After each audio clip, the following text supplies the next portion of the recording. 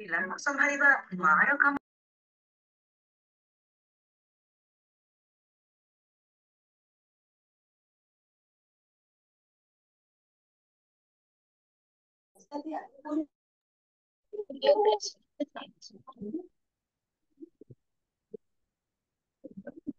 हरे कृष्ण मो कथा किसी शुभु नथिला कि मु म्यूट कर देछि जानि पारनी। हरि बोल ठीक अछि। हरे कृष्ण माता बहुत प्रणाम। आज्ञा शुभुछि ठीक से दंडवत प्रणाम। मु मंगलाचरण जो कली किछि शुभु नथिला मंगलाचरण सब सार देली मु म्यूट कर देछि मु जानि पारनी। हरि अच्छा बोल। ठीक अछि आज्ञा ठीक अछि आपण स्टार्ट करंतु। हे कृष्ण करुणा सिंधु दीन बंधु जगतपते गोपेश गोपिका कांत राधा कांत नमस्तुते तप्त कांचन गौरांगी राधे वृंदावनेश्वरी वृषभानुसुते देवी प्रणमामि हरिप्रिये। हरे कृष्ण समस्त हरे कृष्ण एबे टिके कीर्तन करदबा तापरे स्टार्ट करिवे।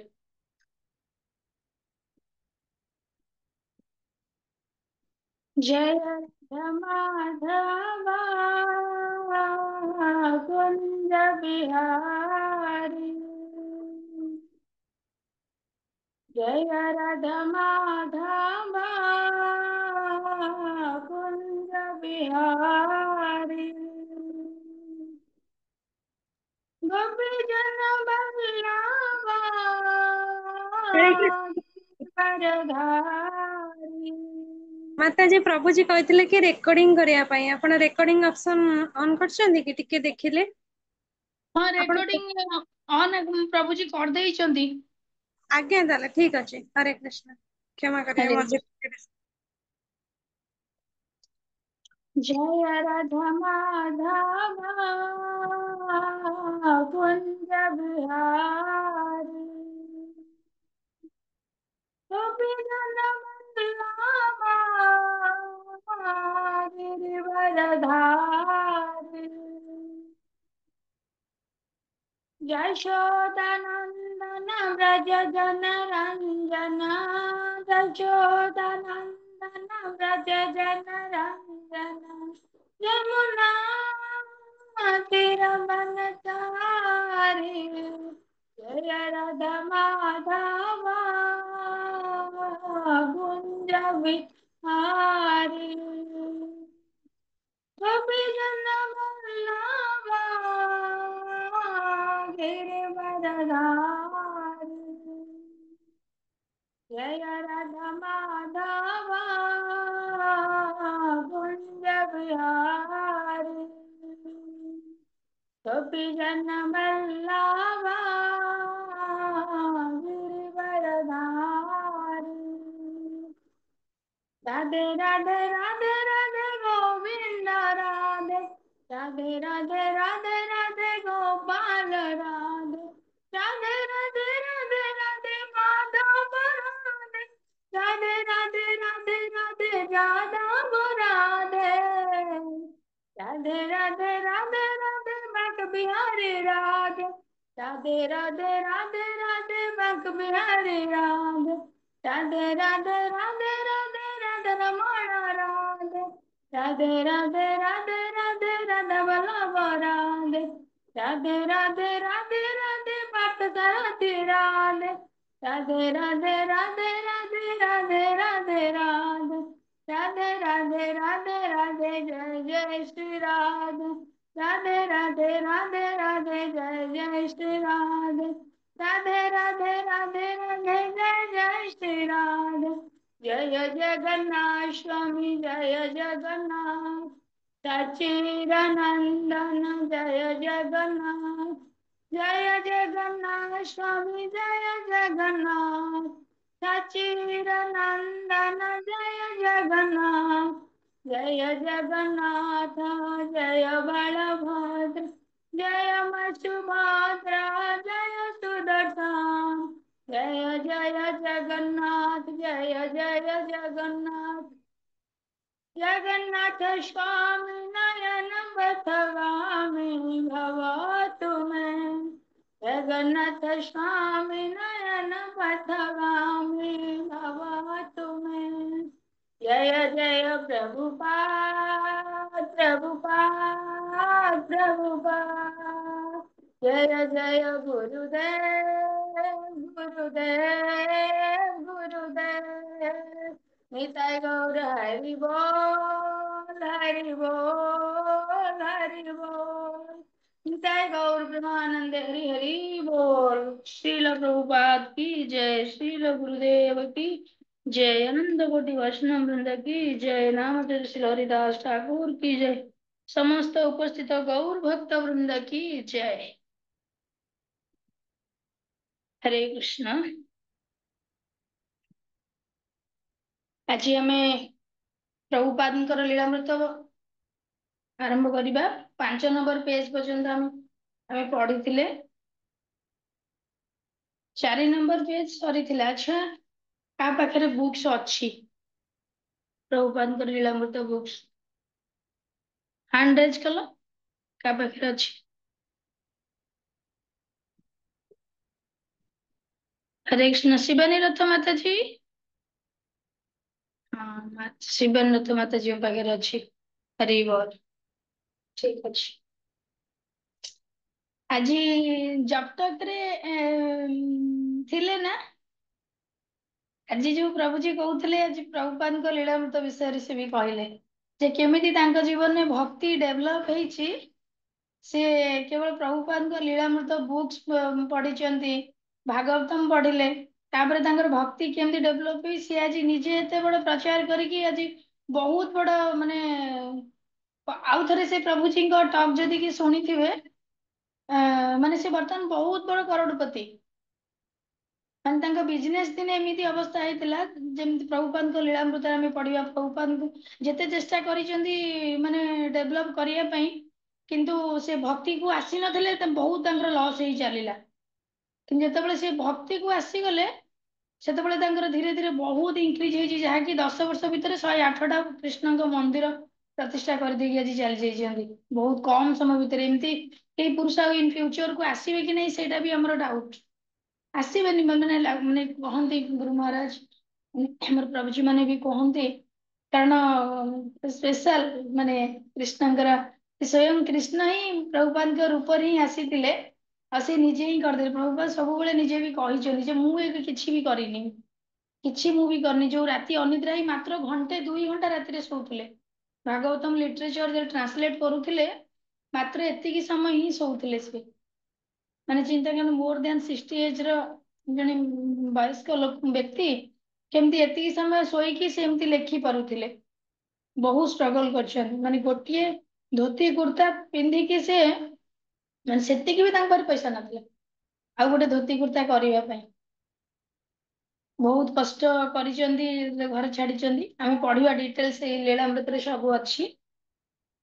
अच्छा मुझे फास्ट पेज टा पढ़ुची नेक्स्ट पेज शिवानी रथ माताजी पढ़े तापर जो माने कहि टिके रुह बुझेया बोली से गोटे गोटे पैराग्राफ पढ़ीदबा तापर सेटा को हमें डिस्क्राइब करवा आ गोटे नेक्स्ट पारा जिते शिवानी रथ माताजी पढ़े गोटे पारा पढ़ी सार मुझे डिस्क्राइब करदेवी तापर नेक्स्ट पारा को जीव। अच्छा समस्त माताजी कहे जे माने प्रभुपाद लीलामृत बुक्स तो एटलिस्ट मंदिर रे मिलुची बुक्स टा टिके आणंतु कारण माने शुणिबे ठीक अच्छी पाखरे टिके बुक्स टा थिले टिके भल लागिवो जे जानी परिबे जिंस टिके। हरे कृष्ण। हरे श्रील प्रभुपाद की जय। आमे आग थरक पढ़ी माने प्रभुपाद निजे भजन भी गाउथिले माने प्रभुपाद आमे तो शुणीचे ସେ ଅଲଗା ମାନେ ଭାବୁଥିବେ ତାଙ୍କର ତ କିଛି ସ୍ୱର ନାହିଁ ତାଳ ନାହିଁ, କିନ୍ତୁ ସ୍ୱର ତାଳ ନଥିଲେ ବି ସେ ମାନେ ଏତେ ସୁନ୍ଦର ସେ ଯୋଉ ଗାଇଛନ୍ତି ସେଠି କୃଷ୍ଣ କୃପା ଏମିତି କରିଛନ୍ତି। ମୋର ବି ସ୍ୱର ତାଳ କିଛି ନାହିଁ, ମୁଁ ବି ସେମିତି ମାନେ ଗାଇ ଦଉଛି। ଆଉ ମାନେ ସେଟା ଗୁରୁଙ୍କର କୃପା ଯେ ମାନେ ଆମେ ଚେଷ୍ଟା କରିବା, ଆମେ ତ ମାନେ ସିଙ୍ଗର ନୁହନ୍ତି ଯେ ଆମର ମାନେ ଟୋନ୍ ଆସିବ ବୋଲି, କିନ୍ତୁ ଆମେ ଚେଷ୍ଟା କରିବା। ଆମେ ନ ହେଇପାରିବା ବୋଲି କଣ ମାନେ ଅଛି, ଚେଷ୍ଟା ତ କରିବା। ଆଚ୍ଛା ଏଣିକି ମାନେ ଯୋଉ ନେକ୍ସଟ ଯୋଉ କ୍ଲାସ ହବ, କୋଉ ମାତାଜୀ ଜଣେ କୀର୍ତ୍ତନ କରିବା ପାଇଁ ଜଣେ ଜଣେ ଯେତିକି ବି ଜାଣିଛନ୍ତି ମାନେ କୀର୍ତ୍ତନ ଟିକେ ଟିକେ ମାନେ ମାନେ ଏଠି ମିଶିକି କଲେ କଣ ହବ ନା ମାନେ ଆମକୁ ଫ୍ରି ହେଇଯିବ, ଅଲଗା ଯୋଉଠି କହିଲେ ବି କରିବା ପାଇଁ ଫ୍ରି ଲାଗିବ କରିବା ପାଇଁ ପ୍ରାକ୍ଟିସ ଥିଲେ। ଠିକ ଅଛି ଆମେ ପଢିବା। ସେ ମୃଦଙ୍ଗ ବଜାଉଥିଲେ ଏବଂ ଗୀତ ମଧ୍ୟ ଗାଉଥିଲେ, ଏବଂ ଶ୍ରୀମଦ୍ ଭାଗବତମର ବାଣୀ ପ୍ରଚାର କରୁଥିବା ଏକ ପୁଅର ସ୍ୱପ୍ନ ନେଇ ଅବିଚଳିତ ରହିଥିଲେ, କି ତାଙ୍କ ବାପା ସବୁବେଳେ କିନ୍ତୁ ମାନେ ଚାହୁଁଥିଲେ ଆଗଥର କହିଲେ ମାତା ଚାହୁଁଥିଲେ ଓକିଲ ହବା ପାଇଁ। ହରେ କୃଷ୍ଣ। ମାତାଜୀ ଆପଣ ସ୍କ୍ରିନ ସେୟାର କରିଦଉନାହାନ୍ତି, ଆପଣ ଯୋଉ ବୁକ୍ସ ରୁ ପଢୁଛନ୍ତି ହଁ ହଁ ଆପଣ ଆପଣ ଆଚ୍ଛା ଆପଣ ବୁକ୍ସ ରୁ ପଢୁଛନ୍ତି, ତାର ଫଟୋ ଉଠେଇକିନା ଆପଣ ସ୍କ୍ରିନ ସେୟାର ବି କରିପାରିବେ, କଲେ କି ଆମେ ବି ଦେଖିପାରିବୁ। ମତେ ସେଇଟା ମୁଁ ଜାଣିନି, ଠିକ ଅଛି ନେକ୍ସଟ ଟାଇମ ସେଇଟା ମୁଁ ସେୟାର କରିଦେବି। କରିଦବ, କାରଣ ମୁଁ ଏତେ ମାନେ ମୋବାଇଲରେ ଏତେ ପୋକ ନୁହଁ। ଆକ୍ଚୁଆଲି ସେୟାର ଆପଣ ହିଁ କରିପାରିବେ, ଆମ ଠିକ ପାଖରେ ଅଛି। ଆଜ୍ଞା ଆପଣ ହୋଷ୍ଟ ଅଛନ୍ତି ନା, ଆପଣ ସେୟାର କରିପାରିବେ, କିନ୍ତୁ ଏହା ଆପଣଙ୍କ ପାଖରେ ଫଟୋ ଥିବା ଦରକାର। ଫଟୋ ଉଠେଇକି ନା ସେୟାର କରିଦେଲେ ଆମେ ସେଇଟା ବି ହଁ ଦେଖିପାରିବୁ। ଆଜ୍ଞା ଠିକ ତାହେଲେ ଅଛି ମାତା। ନେକ୍ସଟ ଟାଇମ କରିବି ଆଉ, ମାନେ କେମିତି ହବ ମତେ ଆକ୍ଚୁଆଲି ଏତେ ଜଣା ନାହିଁ। ଲାପଟପ ରେ ଯୋଉ ଆଗଥର କରିଥିଲି ଭୁଲ ଭଟକା ହେଲା, କଣ ବନ୍ଦ ହେଇଗଲା ହେଇଗଲା, ମୁଁ ସେଥିପାଇଁ କହିଲି ଆଜି ମୋବାଇଲରେ କରିବି। ନେକ୍ସଟ ତମେ ଯୋଉ ଭୁବନେଶ୍ୱରରେ ଯଦି ସ୍ମୃତି ରେଖା ଟିକେ ଥାଆ, ତମେ ଆସୁନା ମୋ ପାଖକୁ ଘରେ ଟିକେ କନଭିନ୍ସ କରି ଆସ।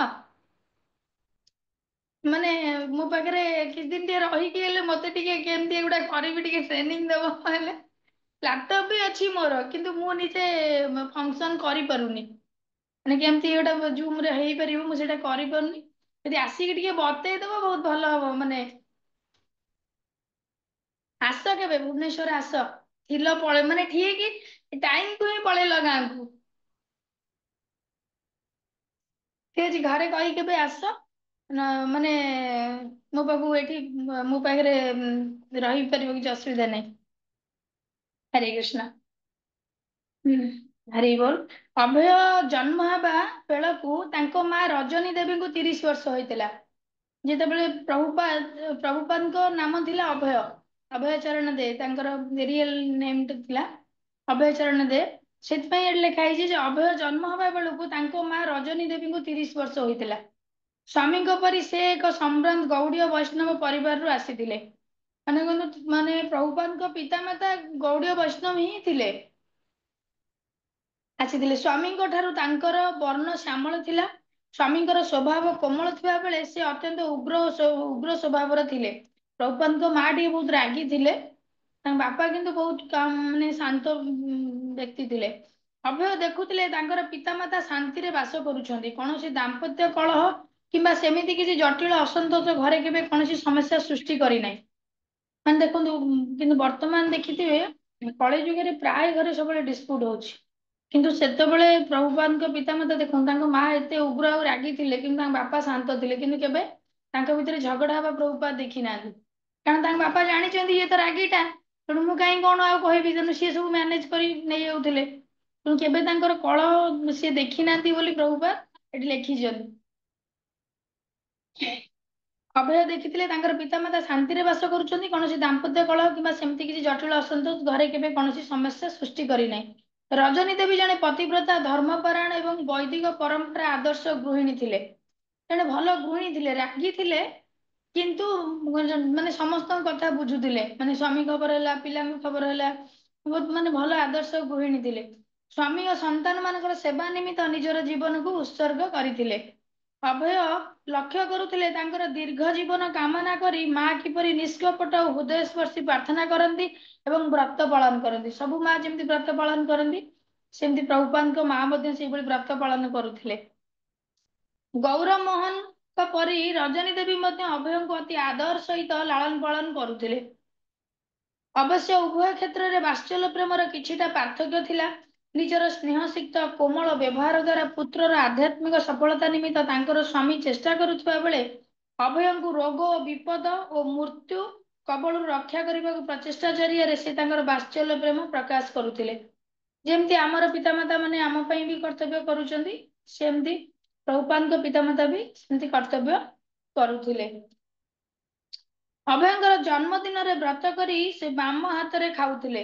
ମାନେ ତାଙ୍କ ମା ଯୋଉ ବ୍ରତ କରୁଥିଲେ ପ୍ରଭୁପାଦଙ୍କ ଜନ୍ମଦିନ ଦିନ ସେ ଡାହାଣ ହାତରେ ଖାଉନଥିଲେ, ତାଙ୍କର ଗୋଟେ ବ୍ରତ ଥିଲା, ସେ ବାଁ ହାତରେ ସେଦିନ ଖାଉଥିଲେ। ଯେତେ ଦିନ ପର୍ଯ୍ୟନ୍ତ ଏହା ଦେଖି ତୁମେ କାହିଁକି ବାଁ ହାତରେ ଖାଉଛ ବୋଲି ପୁଅ ନ ପଚାରିଛି ସେତେ ଦିନ ପର୍ଯ୍ୟନ୍ତ ସେ ଏମିତି ଖାଉଥିଲେ। ମାନେ ତାଙ୍କ ମା ଏମିତି ସେଇ ବାଁ ହାତରେ ତାଙ୍କ ଜନ୍ମଦିନରୁ ଖାଇବା ଷ୍ଟାର୍ଟ କରୁଥିଲେ, ଯେତେ ଦିନ ପର୍ଯ୍ୟନ୍ତ ପ୍ରଭୁପାଦ ନ ଦେଖି କହିଛନ୍ତି, ନ ପଚାରିଛନ୍ତି ଯେ ମା ତମେ କାହିଁକି ବାଁ ହାତରେ ଖାଉଛ ବୋଲି, ସେ ସେତେ ଦିନ ପର୍ଯ୍ୟନ୍ତ ସେମିତି ବାଁ ହାତରେ ଖାଉଥିଲେ। ପ୍ରକୃତରେ ଦିନେ ବାଳକ ଅଭୟ ଏକଥା ମାଙ୍କୁ ପଚାରିଲେ ଏବଂ ମା ସେ ଦିନଠାରୁ ଏ ବ୍ରତ ପାଳନ କରିବା ବନ୍ଦ କଲେ। ଅଭୟ ଜୀବନ ରକ୍ଷା କରିବାର ଅନେକ ବିଧି ବିଧାନ ମଧ୍ୟରେ ଏହା ଅନ୍ୟତମ ଅଟେ। ମାନେ ସେତେବେଳେ ଯୋଉ ଦେହ ଖରାପ ହଉଥିଲା ତାଙ୍କ ମାଙ୍କର ବିଶ୍ୱାସ ଥିଲା ଯେ ମୁଁ ଏଇଭଳି ବ୍ରତ କରି ବାଁ ହାତରେ ଯଦି ଖାଇବି ତାହେଲେ ମୋ ପୁତ୍ରର ସନ୍ତାନର ଶରୀର ଭଲ ରହିବ ବୋଲି ସେ ସେଥିପାଇଁ କଣ କରୁଥିଲେ, ଏଇ ବାଁ ହାତରେ ଖାଉଥିଲେ। ତାପରେ କଣ କଲେ ନା ଯୋଉ ଦିନଠୁ ପୁତ୍ର ତାଙ୍କର ଦେଖିକି କହିଲା ମା କାହିଁକି ତମେ ଖାଉଛ ବୋଲି, ସେବେଠୁ ସେ ବ୍ରତ ଛାଡିଦେଲେ। ସେ ଭାବୁଥିଲେ ନିଜର ଏ ପ୍ରକାର ବାର ବ୍ରତ ଶକ୍ତି ଫଳରେ ଅନ୍ତତ ପକ୍ଷେ ତାଙ୍କୁ ଏଇ ବାର ବ୍ରତ ବିଷୟରେ ପଚାରିବା ପର୍ଯ୍ୟନ୍ତ ପୁଅ ବଞ୍ଚି ରହି ବଢୁଥିବ। ଅଧିକାଂଶ ଦିନ ତାଙ୍କ ମା ତାଙ୍କୁ ଗଙ୍ଗାକୁ ନେଇ ନିଜେ ଗାଧୋଇ ଆଣନ୍ତି। କାଲକାଟାରେ ପ୍ରଭୁପାଦ ଜନ୍ମ ହେଇଥିଲେ, ତେଣୁ ଗଙ୍ଗା ନଦୀ ତ ସେଇ ପାଖରେ। କେତେ ଭାଗ୍ୟବାନ ସେ ଗଙ୍ଗା ନଦୀରେ ସେ ସ୍ନାନ କରିକି ଆସୁଥିଲେ। ଆମକୁ ଯିବାକୁ ପଡୁଛି ଗଙ୍ଗାରେ ସ୍ନାନ କରିବା ପାଇଁ ହେଲେ, କିନ୍ତୁ ସେ ଡେଲି ଗଙ୍ଗାରେ ସ୍ନାନ କରୁଥିଲେ। ଭଗବାନଙ୍କର ଶୁଦ୍ଧ ଭକ୍ତ ନା, ଶୁଦ୍ଧ ଭକ୍ତ ସେ ଭଗବାନ ଜନ୍ମ ସେଇଭଳି ପ୍ଲେସ ହିଁ ଦେଇଥାନ୍ତି ଯେ କି ସେ ଏଇ ଜିନିଷ ସବୁ ପାଇପାରିବେ ବୋଲି। ଆଉ ସେ ପାଇଥିଲେ ବି ଛୋଟବେଳୁ, ଏମିତି ତ ପିତାମାତା ତ ବୈଷ୍ଣବ ପିତାମାତା ପାଇଥିଲେ ନା। ଆଉ ତେଣୁ ଆଠାରୁ ବଡ କଥା କଣ ଅଛି। ତେଣୁ ସେ ଯେହେତୁ ପିତା ବୈଷ୍ଣବ ପରିବାରରେ ପାଇଥିଲେ, ତେଣୁ ତାଙ୍କୁ ଏ ଭକ୍ତି ଟା ଧୀରେ ଧୀରେ ବହୁତ ବଢିଲା ଏବଂ ଆଜି ବିଶ୍ୱର ସିଏ ଏତେ ବଡ ସାମ୍ରାଜ୍ୟ କରିଦେଇ ଯାଇଛନ୍ତି। ମାନେ କେବଳ ସେ ସବୁ କରିଦେଇଛନ୍ତି, ଖାଲି ଆମେ କଣ କହିଲେ ସେ ସବୁ ତିଆରି କରିଦେଇ ଗଲେ, ଆମେ ଖାଲି ଯେମିତି କହନ୍ତିନି ମାନେ ରୋଷେଇ କରିଦେଇ ଯାଇଛନ୍ତି, ଖାଲି ଆମେ ବାଢିକିରି ଖାଇବାର ଅଛି। ସବୁ କରିଦେଇ ଯାଇଛନ୍ତି ଏମିତି। ଅଧିକାଂଶ ଦିନ ତାଙ୍କ ମା ତାଙ୍କୁ ଗଙ୍ଗାକୁ ନେଇ ନିଜେ ଗାଧୋଇ ଆଣନ୍ତି। ତାଙ୍କୁ ଆମାଶୟ ହେଲେ ମା ତାଙ୍କୁ ଗରମ ପୁରୀ ଓ ଲୁଣ ସହ ଭଜା ହୋଇଥିବା ବାଇଗଣକୁ ଖୁଆଇ ତାଙ୍କୁ ଆରୋଗ୍ୟ କରାନ୍ତି। ସେତେବେଳେ ଏତେ ହଠାତ୍ କିନି ଯାହା ହେଲେ ସବୁ ଡକ୍ଟର ପାଖକୁ ଯାଉନଥିଲେ, ବୈଦ କହନ୍ତି ସେତେବେଳେ। କିନ୍ତୁ ସେତେବେଳେ ହଠାତ୍ କିନି ସବୁ ଏଇ ଯୋଉ ମାନେ ଜର ହୁଏ, ତାପରେ ଯୋଉ ଝାଡା ହୁଅନ୍ତି, ସେତେବେଳେ କଣ ମାନେ ଝୁଣା ଫୁଣା ଦେଇ କଣ ଗୋଟେ କୁହନ୍ତି ମା ଆସିଛି ଇଏ କରୁଛି, ଏମିତି ସବୁ ଅନ୍ଧବିଶ୍ୱାସ ଟାଇପ ର ସେଇଭଳିଆ ସବୁ ଥିଲା। ଏମିତି ଡକ୍ଟର ପାଖକୁ କେହି ଯାଉନଥିଲେ। ମାନେ ଏମିତି ସବୁ ଲୋକାଲ ଜିନିଷ, ସେଇଥିପାଇଁ ସେତେବେଳେ ବହୁତ ଡେଥ ହଉଥିଲା। ଯେମିତି ହଇଜା ଆମେସ ଡାଇରିଆରେ ବହୁତ ସେତେବେଳେ ଡେଥ ହଉଥିଲା, ଲୋକ ମେଡିକାଲ ଯିବେ। ତେଣୁ ତାଙ୍କ ମା ଦେଖ ଏଇ ମାନେ ତାଙ୍କ ମନରେ ଯାହା ବିଶ୍ୱାସ ଥିଲା ଏଇଟା ପୁଅକୁ ଦେଲେ ପୁଅ ଦେହ ଭଲ ହେଇଯିବ ବୋଲି ସେ ଦେଇକି କରୁଥିଲେ। ନିଜର ବାଇଗଣକୁ ଖୁଆଇ ଆରୋଗ୍ୟ କରନ୍ତି। ଦେହ ଅସୁସ୍ଥ ଥିବା ସମୟରେ ଔଷଧ ନ ଖାଇବାକୁ ସେ ଜିଦ୍ କରନ୍ତି। ତଥାପି ସେ ଯେମିତି ଏକଜିଦିଆ ହୁଅନ୍ତି, ତାଙ୍କ ମା ମଧ୍ୟ ଦୃଢ ପ୍ରତିଜ୍ଞା ଭାବରେ ବଳପୂର୍ବକ ତାଙ୍କ ପାଟିରେ ଔଷଧ ପୁରାଇ ଖୁଆଇ ଦିଅନ୍ତି। ଔଷଧ ଖାଇବା ଔଷଧ ବି ଦିଅନ୍ତି, କିନ୍ତୁ ପ୍ରଭୁପାଦ ଔଷଧ ଖାଇବାକୁ ଭଲ ପାଆନ୍ତିନି। ଯେମିତି ଛୁଆ ମାନେ ବହୁତ ଛୁଆ ଅଛନ୍ତି ମେଡିସିନ ଖାଇବାକୁ ବହୁତ ଚିତ୍କାର କରନ୍ତି, ସେଇଭଳି ପ୍ରଭୁପାଦଙ୍କ ଇଚ୍ଛା ଜମା ହବନି କିନ୍ତୁ ମା ତ ଜବରଦସ୍ତିଆ ହିଁ ମେଡିସିନ ଖୋଇବ। ପାଟିରେ ଔଷଧ ପୁରେଇ ଦଉଥିଲେ। ବିଦ୍ୟାଳୟକୁ ଯିବା ପାଇଁ ଅମଙ୍ଗ ହେଲେ ବାପା କିଛି କହନ୍ତି ନାହିଁ। ତାଙ୍କ ବାପା ଯେହେତୁ ଶାନ୍ତଶିଷ୍ଟ ଲୋକ, ପ୍ରଭୁପାଦ ତାଙ୍କ ପଢିବାକୁ ଯଦି ସ୍କୁଲକୁ ନଗଲେ ତାଙ୍କ ବାପା କିଛି ବି କହନ୍ତିନି। କିନ୍ତୁ ରଜନୀ ଦେବୀ ଭାରି ବିରକ୍ତି ହୁଅନ୍ତି। ମାତ୍ର ରଜନୀ ଦେବୀ ଛାଡିବା ଲୋକ ନୁହନ୍ତି, କିନ୍ତୁ ମା ବହୁତ ଜିଦିଆ। ଯିବୁନୁ କଣ ସ୍କୁଲ, ଆଜି ଯିବୁ, ମୁଁ ତତେ ନେଇକି ଛାଡିକି ଆସିବି। ଅଭୟଙ୍କୁ ବିଦ୍ୟାଳୟ ନେବା ଆଣିବା କରିବା ପାଇଁ ସେ ଜଣେ ଲୋକ ନିଯୁକ୍ତି କରିଥିଲେ। ମାନେ ପ୍ରଭୁପାଦ ଯୋଉ ସ୍କୁଲ କୁ ଯିବା ଆସିବା କରିବେ, ତାଙ୍କୁ ଜଣେ ନଉଥିଲା ଆଉ ଆଣି ଛାଡୁଥିଲା। ସମଗ୍ର ଉତ୍ତର ଭାରତରେ ସର୍ବାଧିକ ଲୋକ ଭଗବାନ କୃଷ୍ଣଙ୍କୁ ପରମ ପୁରୁଷ ଭଗବାନ ଭାବେ ଗ୍ରହଣ କରନ୍ତି। ନର୍ଥ ଇଣ୍ଡିଆରେ ବେଶୀ କୃଷ୍ଣ ଭକ୍ତ। ଏଇଟା ରିଏଲ ଜିନିଷ। ନର୍ଥ ଇଣ୍ଡିଆର ଲୋକମାନେ ବହୁତ କୃଷ୍ଣଙ୍କୁ ଭଲ ପାଆନ୍ତି। ତାମାନେ କଣ ସାଉଥ ଇଣ୍ଡିଆରେ ଭଲ ପାଆନ୍ତିନି? ସାଉଥ ଇଣ୍ଡିଆରେ ଚୈତନ୍ୟ ମହାପ୍ରଭୁ ଯାଇକି ପ୍ରଚାର କେମିତି କରିପାରିଲେ? ମାନେ ଭକ୍ତ ଥିଲେ ଆହୁରି ଡେଭଲପ ହେଲା। ନର୍ଥ ଇଣ୍ଡିଆରେ ବେଶୀ ଭକ୍ତ ଥାନ୍ତି। ଏହି କୃଷ୍ଣ ତତ୍ତ୍ୱ ବୈଦିକ ଶାସ୍ତ୍ର ସମସ୍ତ ଅଟେ। ବିଶେଷ କରି ବହୁଳ ଭାବେ ପଠିତ ବୈଦିକ ଶାସ୍ତ୍ର ଭଗବତ ଗୀତାରେ ଏହା ସୁପ୍ରତିଷ୍ଠିତ।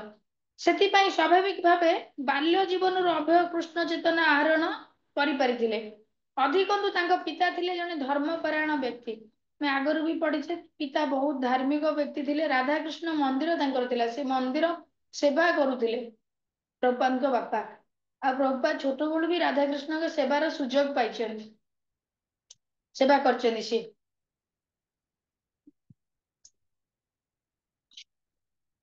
ଭଗବତ ଏଇ କୃଷ୍ଣ ତତ୍ତ୍ୱ ବୈଦିକ ଶାସ୍ତ୍ର ସମତ ଅଟେ। ବିଶେଷ କରି ବହୁଳ ଭାବେ ପଠିତ ବୈଦିକ ଶାସ୍ତ୍ର ଭଗବତ ଗୀତାରେ ଏହା ସୁପ୍ରତିଷ୍ଠିତ। ସେଥିପାଇଁ ସ୍ୱାଭାବିକ ଭାବେ ବାଲ୍ୟ ଜୀବନରୁ ଅଭୟ କୃଷ୍ଣ ଚେତନା ଆରୋହଣ କରିପାରିଥିଲେ। ଅଧିକନ୍ତୁ ତାଙ୍କ ପିତା ଥିଲେ ଜଣେ ଧର୍ମପରାୟଣ ବ୍ୟକ୍ତି। ପରବର୍ତ୍ତୀ କାଳରେ ପ୍ରଭୁପାଦ ତାଙ୍କୁ ଜଣେ ଶୁଦ୍ଧ କୃଷ୍ଣ ଭକ୍ତ ଭାବରେ ଦର୍ଶାଉଥିଲେ। ପୁତ୍ର ଚାଲିବାକୁ ସମର୍ଥ ହେବା ପୂର୍ବରୁ ବି ଗୌରମୋହନ ତାଙ୍କୁ ରାଧା ଗୋବିନ୍ଦ ମନ୍ଦିର ନାମରେ ପରିଚିତ ନିକଟସ୍ଥ ରାଧାକୃଷ୍ଣ ମନ୍ଦିରକୁ ନେଉଥିଲେ। ଛୋଟବେଳୁ ପ୍ରଭୁପାଦଙ୍କ ପିତା ସବୁବେଳେ ରାଧାକୃଷ୍ଣ ମନ୍ଦିରକୁ ତାଙ୍କୁ ନଉଥିଲେ। ରାଧା ଗୋବିନ୍ଦଙ୍କ ଦ୍ୱାରରେ ଠିଆ ହୋଇ ଘଣ୍ଟା ଘଣ୍ଟା ପ୍ରାର୍ଥନାରେ ବିତି ଯାଉଥିବା କଥା ପରବର୍ତ୍ତୀ କାଳରେ ପ୍ରଭୁପାଦଙ୍କର ମନେ ପଡେ। ପ୍ରଭୁପାଦଙ୍କର ଛୋଟବେଳ କଥା ମନେ ପଡେ। ଛୋଟବେଳୁ କେମିତି ତାଙ୍କ ବାପା ଯୋଉ ରାଧାକୃଷ୍ଣ ମନ୍ଦିର ନିଅନ୍ତି, ଆଉ ସେଠି ଘଣ୍ଟା ଘଣ୍ଟା ଠିଆ ହେଇକି କେମିତି ପ୍ରାର୍ଥନା କରନ୍ତି, କେମିତି ସେଠି ଘଣ୍ଟ ବଜଉଥିଲେ କି ମାନେ କରତାଳ ବଜଉଥିଲେ କି ହାତରେ ତାଳି ମାରିକି କରୁଥିଲେ, ତାଙ୍କ ସବୁ ଛୋଟବେଳ କଥା ମନେ ପଡୁଥିଲା। ବାଙ୍କ ଚାହାଣି ଯୁକ୍ତ ସେ ବିଗ୍ରହ କି ସୁନ୍ଦର ନୁହେଁ ସତେ? ପ୍ରଭୁପାଦଙ୍କର ସେଇ ଯୋଉ ବିଗ୍ରହ ଛୋଟବେଳୁ ଦେଖିଥିଲେ ତାଙ୍କର ରିକଲ ହଉଥାଏ, ମନେ ପଡୁଥାଏ। ସେ ଛୋଟବେଳେ ଯୋଉ ବାପା ମତେ ନେଇକି ମନ୍ଦିର ଦେଖେଇଥିଲେ, ଆମେ ଏବେ ବି କିଛି ଜିନିଷ ମନେ ଥାଏ ନା, ଆମେ ଯୋଉ ଯାଇଥାଉ କୋଉଠି କୋଉଠି ଜାଗାକୁ, କିଛି ଜିନିଷ ଆମର ରିକଲ ହୁଏନି ଯେ ସେଇଟା ଏତେ ସୁନ୍ଦର ହେଇଥିଲା, ଏତେ ଭଲ ହେଇଥିଲା। ପ୍ରଭୁପାଦ ବି ସେମିତି ରିକଲ କରିଛନ୍ତି। ପ୍ରତିବର୍ଷ କଲିକତାରେ ଅନୁଷ୍ଠିତ ହେଉଥିବା ଶ୍ରୀ ଜଗନ୍ନାଥ ମହାପ୍ରଭୁ ରଥଯାତ୍ରା ପ୍ରତି ଅଭୟ ମଧ୍ୟ ଅତ୍ୟନ୍ତ ଆକୃଷ୍ଟ ହୋଇ ପଡିଥିଲେ। କଲିକତାରେ ଯୋଉ ରଥଯାତ୍ରା ହଉଥିଲା, ପ୍ରଭୁପାଦ ସେ ରଥଯାତ୍ରାକୁ ଆସିବି ଭାଗ ନଉଥିଲେ। କଲିକତାରେ ଏହି ବିଖ୍ୟାତ ରଥଯାତ୍ରା ରାଧା ଗୋବିନ୍ଦ ମନ୍ଦିର ପାଖରେ ଅନୁଷ୍ଠିତ ହେଉଥିଲା। ମାନେ ସେଇ ରାଧା ଗୋବିନ୍ଦ ପାଖରେ ହିଁ, ମନ୍ଦିର ପାଖରେ ହିଁ ଜଗନ୍ନାଥ ମନ୍ଦିର ଥିଲା, ଯୋଉଠି ରଥଯାତ୍ରା ହୁଏ। ରଥଯାତ୍ରା ତେଣୁ ସେ ଛୋଟ ବେଳୁ ଦେଖିଛନ୍ତି। କାଲକାଟାରେ ଯୋଉ ରଥଯାତ୍ରା ହବା ଛୋଟ ବେଳୁ ଦେଖିଛନ୍ତି। ଆଉ ସେଇ ରଥଯାତ୍ରା ଆଉ ଭଗବାନଙ୍କର ସେବା ସିଏ ସାରା ବିଶ୍ଵରେ ହିଁ ପ୍ରଚାର କରିଦେଲେ। ସାରା ବିଶ୍ଵରେ ରଥଯାତ୍ରା ଆଜି ସବୁବେଳେ ଦେଖୁଛନ୍ତି ତ, ଭାରତ ଇସ୍କନ ବାଲା ଆଜି ରଥଯାତ୍ରା କଲେ, କାଲି କଲେ। ଆକ୍ଚୁଆଲି ଆମର ଇଣ୍ଡିଆନ ଯେମିତି ଆମେରିକା, ଆମର ଏଠି ବର୍ତ୍ତମାନ ରାତି, ସେଠି ଆମେରିକାରେ ବର୍ତ୍ତମାନ ଦିନ। ସେଇଭଳି ଆମର ଜୁଲାଇ ମାସରେ ରଥଯାତ୍ରା ପଡୁଛି, ସେଠି ଅଲଗା କଣ୍ଟ୍ରିରେ ସେଇଟା ହିଁ ସେଇ ଡେ ଦିନ ମାନେ ପ୍ରବଳ ତାଙ୍କର ଶୀତ ଥିବ କି ବର୍ଷା ଥିବ, ଏମିତି ମାନେ ସିଜନ ଟା ପୁରା ଅଲ୍ଟରନେଟିଭ ଥିବ। ସେଥିପାଇଁ ସେମାନେ ସେଇ ଡେରେ କରିପାରୁନାହାନ୍ତି। ସେଇ ଜିନିଷ ଟା ସମସ୍ତେ ଟିକେ ବୁଝୁନାହାନ୍ତି, ଖାଲି ଇସ୍କନକୁ ବ୍ଲେମ କରୁଛନ୍ତି। ଭଗବାନଙ୍କ ରଥଯାତ୍ରା କରୁଛନ୍ତି କିନ୍ତୁ ବହୁତ ଜିନିଷ ଟିକେ ଇଏ ହଉଛି, କିନ୍ତୁ ଆକ୍ଚୁଆଲି ଶ୍ରଦ୍ଧାର ସହିତ ଭଗବାନଙ୍କର ଯାତ୍ରା ଇସ୍କନ ହିଁ ସବୁବେଳେ କରେ, ଆଉ କରିଛି, କରିବ ମଧ୍ୟ। ସମସ୍ତେ ଟିକେ ଠିକ ବୁଝିବା ଦରକାର। କନସେପ୍ଟ ବୁଝି ପାରୁନାହାନ୍ତି ବୋଲି ସେଥିପାଇଁ ଏମିତି ଆରୋପ ଲଗଉଛନ୍ତି। ଠିକ ଅଛି, କୃଷ୍ଣଙ୍କ ଇଚ୍ଛା, ସେଇଟା ଜଗନ୍ନାଥଙ୍କ ଇଚ୍ଛା। ତାଙ୍କ ଇଚ୍ଛାରେ ତ ସବୁ ଚାଲିଛି, ତେଣୁ ତାଙ୍କ ଇଚ୍ଛାରେ ହିଁ ଚାଲୁ। ପ୍ରତିବର୍ଷ କଲିକତା ଅନୁଷ୍ଠିତ ହେଉଥିବା ଶ୍ରୀ ଜଗନ୍ନାଥ ମହାପ୍ରଭୁ ରଥଯାତ୍ରା ପ୍ରତି ଅଭୟ ମଧ୍ୟ ଅତ୍ୟନ୍ତ ଆକୃଷ୍ଟ ହୋଇ ପଡିଥିଲେ। କଲିକତାରେ ଏହି ବିଖ୍ୟାତ ରଥଯାତ୍ରା ରାଧା ଗୋବିନ୍ଦ ମନ୍ଦିର ପାଖରେ ଅନୁଷ୍ଠିତ ହେଉଥିଲା। ତିନୋଟି ପୃଥକ ରଥରେ ଜଗନ୍ନାଥ, କୃଷ୍ଣ, ବଳରାମ ଏବଂ ସୁଭଦ୍ରା ବିଜେ ହେଉଥିଲେ। ରାଧା ଗୋବିନ୍ଦ ମନ୍ଦିର ଠାରୁ ରଥ ମାନେ ଗତି କରିବା ଆରମ୍ଭ କରି ହରିଶନ ରୋଡରେ କିଛି ଦୂର ଯାଇ ପୁଣି ଫେରି ଆସନ୍ତି। ଏହି ଉତ୍ସବ ଦିନ ମନ୍ଦିର ପରିଚାଳକ ମାନେ ବହୁ ପରିମାଣରେ ଶ୍ରୀ ଜଗନ୍ନାଥ ମହାପ୍ରଭୁଙ୍କର ପ୍ରସାଦ ସାଧାରଣ ଲୋକଙ୍କ ମଧ୍ୟରେ ବିତରଣ କରନ୍ତି। ଆମର ଆଜି ଯୋଉ ଇସ୍କନ ଯୋଉ ପ୍ରସାଦ ବିତରଣ ହଉଛି, ପ୍ରଭୁପାଦ ଛୋଟ ବେଳୁ ଦେଖିଥିଲେ ଯେ ଜଗନ୍ନାଥର ମନ୍ଦିର ଯୋଉ ରଥଯାତ୍ରା ହୁଏ, ସେଦିନ ପ୍ରସାଦ ଡିଷ୍ଟ୍ରିବ୍ୟୁସନ ହୁଏ। ସେ ସେଇ ଜିନିଷ ଟାକୁ ଲେଖିଛନ୍ତି। କେତେ ମାନେ ତାଙ୍କର ମନ ଥିଲା ଯେ ପ୍ରସାଦ ଡିଷ୍ଟ୍ରିବ୍ୟୁସନ ସେଇଦିନ ହୁଏ। ଆଜି ସେଥିପାଇଁ ଇସ୍କନରେ ପ୍ରାୟ ମାନେ ପ୍ରୋଗ୍ରାମ ଫଙ୍କସନରେ ପ୍ରସାଦ ଡିଷ୍ଟ୍ରିବ୍ୟୁସନ ହଉଛି। ଭାରତର ବିଭିନ୍ନ ନଗର ଓ ସହରରେ ଏହି ରଥଯାତ୍ରା ଅନୁଷ୍ଠିତ ହୁଏ। କିନ୍ତୁ ପ୍ରତିବର୍ଷ ଲକ୍ଷ ଲକ୍ଷ ତୀର୍ଥଯାତ୍ରୀ ଯେଉଁ ମୂଳ ରଥଯାତ୍ରାରେ ଯୋଗ ଦିଅନ୍ତି, ତାହା କଲିକତାର ଦକ୍ଷିଣକୁ 300 ମାଇଲ ଦୂରବର୍ତ୍ତୀ ଜଗନ୍ନାଥ ପୁରୀରେ ଅନୁଷ୍ଠିତ ହୁଏ। ଆମର କାଲକାଟା ମାତ୍ର, ଆମର ତ ପଡୋଶୀ ରାଜ୍ୟ, ମାତ୍ର 300 କିଲୋମିଟର, ଯୋଉଟା କି ବର୍ତ୍ତମାନ ମାଲକାନଗିରି ହଉଛି ଭୁବନେଶ୍ୱରରୁ 700 kilometre, Koraput 600 kilometre, Rayagada 500 kilometre, କିନ୍ତୁ କାଲକାଟା ହଉଛି ମାତ୍ର 300 କିଲୋମିଟର।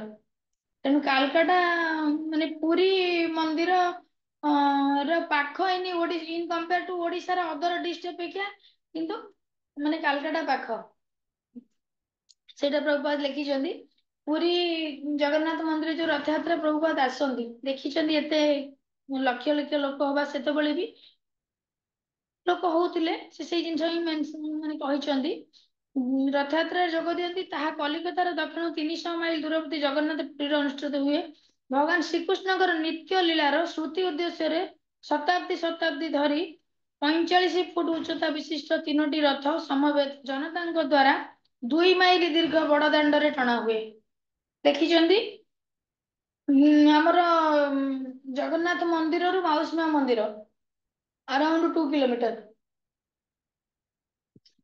ଆଉ ସେଇଠୁ ରଥ ଟଣା ହେଇକିରି ଯାଏ, ଯେମିତି ଏବେ ବି ଯାଉଛି, ସେତେବେଳେ ବି ସେମିତି ହେଇକି ଯାଉଥିଲା। ରଥଯାତ୍ରା କେବେଠୁ ଆରମ୍ଭ ହେଇଛି ତାହା ତ କହିବା ମାନେ ଅସମ୍ଭବ। ଯେ ଜଗନ୍ନାଥ କେବେ ଆସିଛନ୍ତି, ମୋ ମନରେ ବହୁତ ଥର ସେଇ କୋଶ୍ଚିନ୍ ହେଇଛି, ଜଗନ୍ନାଥ କେବେ ପୁରୀ କି ଆସିଲେ? ମୁଁ ତ ବହୁତ ଥର ମନକୁ ଆସେ, ମୁଁ ମାନେ ପ୍ରଭୁଜୀଙ୍କୁ ବି କୋଶ୍ଚିନ୍ କରିଥିଲି, କିନ୍ତୁ ପର୍ଟିକୁଲାର ଇଏ କେହି ବି ମାନେ କହି ପାରୁନାହାନ୍ତି। ସମସ୍ତେ ଡିଫରେଣ୍ଟ ଡିଫରେଣ୍ଟ ଆନ୍ସର ଦଉଛନ୍ତି, କାହାର ମିଶୁନି। ଠିକ ଅଛି, ଭଗବାନଙ୍କର ଜିନିଷ ତ ଆମେ ସମସ୍ତେ ଜାଣିପାରିବା।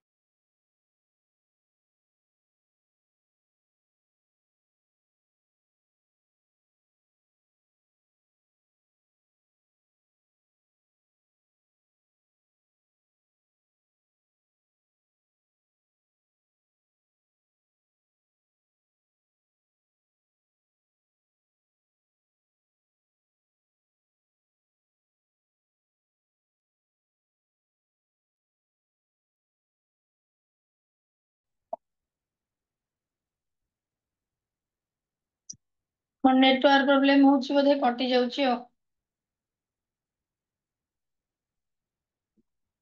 ଗୋଟେ ଉଚ୍ଚତା ବିଶିଷ୍ଟ 3 ରଥ ସମେତ ଜନତାଙ୍କ ଦ୍ୱାରା ଦୀର୍ଘ 2 ମାଇଲ ବଡ ଦାଣ୍ଡରେ ଟଣା ହୁଏ। ଅଭୟ ଶୁଣିଥିଲେ 400 ବର୍ଷ ତଳେ କିପରି ଶ୍ରୀ ଚୈତନ୍ୟ ମହାପ୍ରଭୁ ପୁରୀ ବଡ ଦାଣ୍ଡରେ ରଥଯାତ୍ରା ମହୋତ୍ସବରେ ଦିବ୍ୟ ହରେ କୃଷ୍ଣ ମହାମନ୍ତ୍ର କୀର୍ତ୍ତନ ପରିଚାଳନା କରି ନୃତ୍ୟ କରିଥିଲେ।